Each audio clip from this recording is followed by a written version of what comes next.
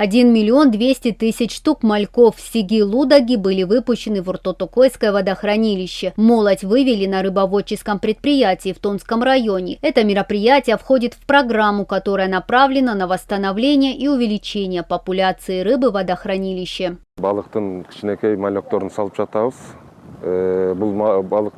Мы выпускаем мальков. Наша главная задача – сохранить природу и численность рыбы. Выпуск мальков происходит уже 4-й год подряд. Мероприятие проводится с соблюдением технической безопасности.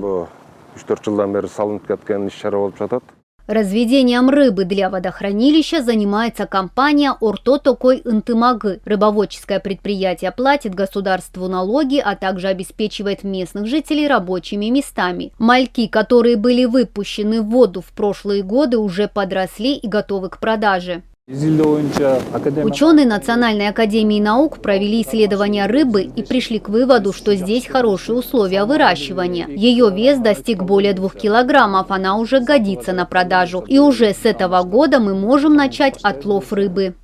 Отметим, что исследования, проведенные Национальной академией наук, подтвердили, что условия в Ортотокойском водохранилище благоприятствуют росту и развитию мальков сиги-лудаги.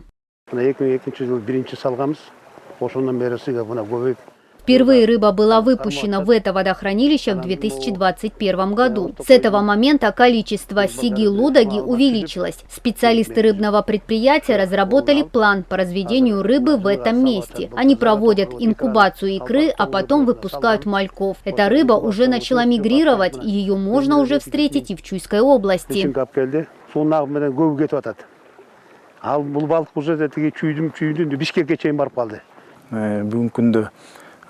Сегодня на государственном Тонском рыборазводном заводе имеется 570 000 икринок иссыкульской форели и почти 6 миллионов мальков сиги-лудаги. Кроме того, в рыбоводческом кооперативе «Иссыкуль Плюс» имеется 100 000 икринок форели и 1,5 миллиона мальков сиги-лудаги. В конце месяца мы планируем их выпустить.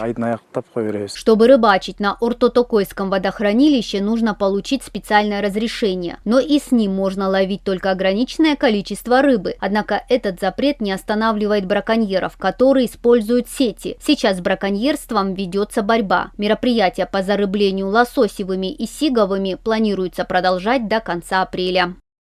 Мадина Низамова, Джакшилык Чортонов и Ният Эргешева, Эльтер, Иссыкульская область.